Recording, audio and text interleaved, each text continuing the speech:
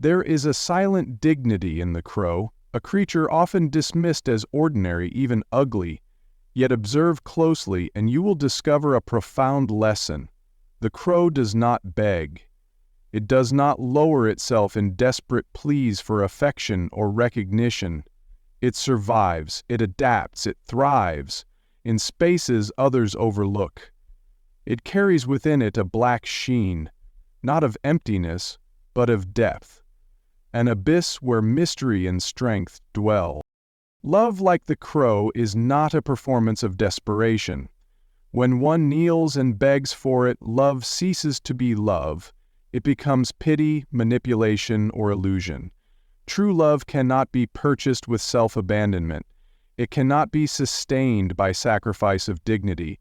For when you beg, you teach the other that your value depends on their approval, their presence, their crumbs of attention. This is not love. It is dependency masked as devotion. The crow knows its worth. It does not sing with the sweet notes of the nightingale, yet it is heard. It does not display the bright feathers of the peacock, yet it is seen. Its existence is proof that one does not need adornments or constant validation to belong to the world. The crow carries itself with a dark confidence, a reminder that love should come as recognition of your essence, not as payment for your plea.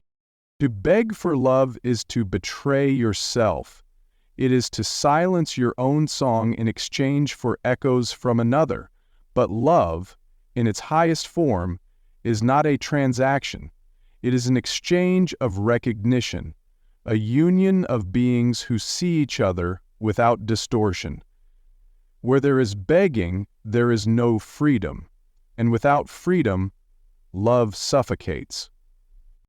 We often confuse attachment with love.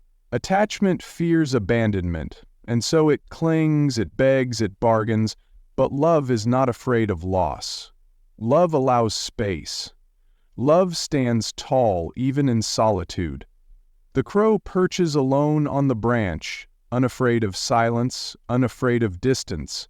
Its presence says, "I am enough as I am. If you approach, you approach. If you leave, I remain." Learn this from the crow. Carry yourself in such a way that love, if it comes, recognizes you, not as a beggar at its feet, but as a mirror of strength and mystery. If another cannot love you without your begging, their love is unworthy. To accept it is to betray the truth of who you are. Better the solitude of the crow than the slavery of the beggar, for solitude sharpens the spirit, while begging dulls the soul. Love is not something you must convince another to give. It is something that arises naturally when two beings stand whole in themselves. Love, when it is authentic, cannot be forced, demanded, or pleaded for, because the very moment one begins to beg for it, the essence of love dissolves into something else entirely. Love thrives in freedom, in the meeting of two souls who recognize one another without masks, without desperation, and without coercion. To beg for love is to place oneself in a position of inferiority, as though one's existence depends upon the approval or affection of another. And, in doing so, what is being sought is no longer love, but validation or pity disguised as intimacy. Love that comes from pity is fragile. It bends under the weight of obligation, and it never carries the fire of genuine affection. When one convinces another to stay through pleading or manipulation, the relationship that follows is built on imbalance, on fear of abandonment, rather than on the strength of mutual recognition. The essence of love is not found in conditions or bargains, but in the natural flow of seeing and being seen. When love is real, it arises not from convincing another of your worth, but from the undeniable recognition of your spirit by another's soul. It is a resonance, a harmony between two beings who choose each other freely, not under the pressure of need. Begging diminishes this natural balance. It introduces the stench of desperation, turning what could have been an equal partnership into a dynamic where one is master and the other servant. The one who begs becomes bound, chained to the fear of loss, chained to the illusion that they are incomplete without the other's affection. To live in this manner is to reduce oneself to a shadow of what one truly is. Love that is begged for cannot give life, it drains life.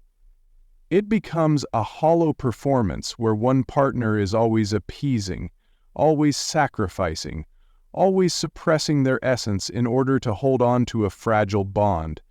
But such a bond is not love, it is dependency, and dependency corrodes the soul. In true love, both individuals remain whole.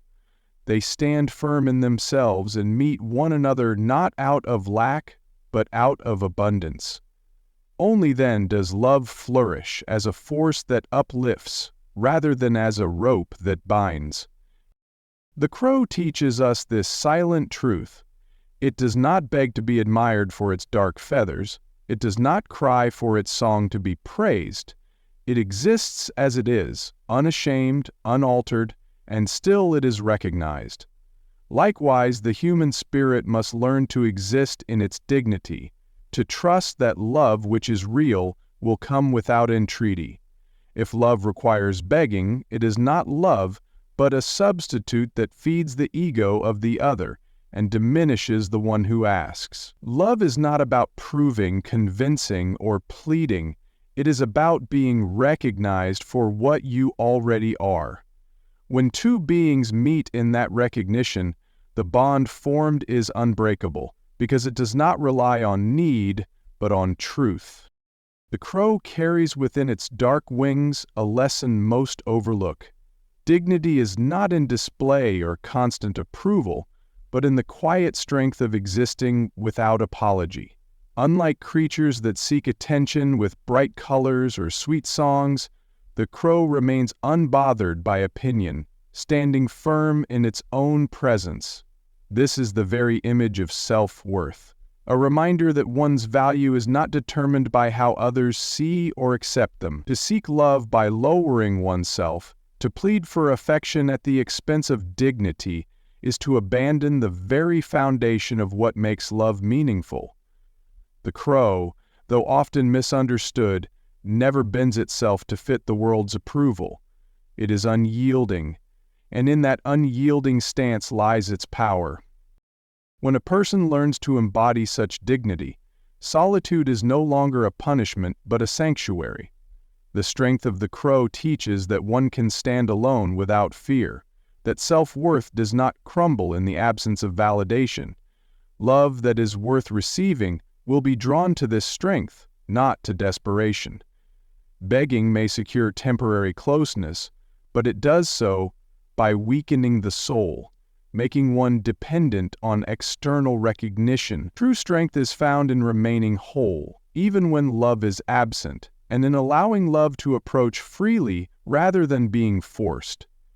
The crow perches in silence, never in need of approval, yet it belongs fully to the world. Likewise, those who learn dignity in solitude will find that love, when it comes, is deeper, freer, and more authentic, because it recognizes not a beggar, but a being complete in itself. Silence carries more truth than desperate words, for when one chooses authenticity over dependence, the soul remains unbroken.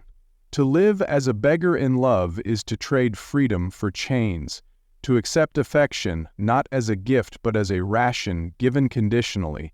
Dependence, disguised as love, erodes the spirit, creating a cycle where one is never enough without constant reassurance. Yet in the quiet strength of authenticity, there is peace. Choosing solitude over false companionship does not mean a lack of love, but a refusal to accept love that diminishes. The crow teaches this wisdom in its solitary presence. It does not cling to the flock in fear, nor cry out to be chosen. Its silence speaks louder than any plea, a declaration of wholeness, of being enough without external validation. In the same way, a person who embraces authenticity finds strength in standing alone rather than kneeling for scraps of affection. Love that is true will only ever attract control. To remain in silence, to choose dignity over desperation, is to protect the soul's deepest truth and allow only that which is genuine to enter.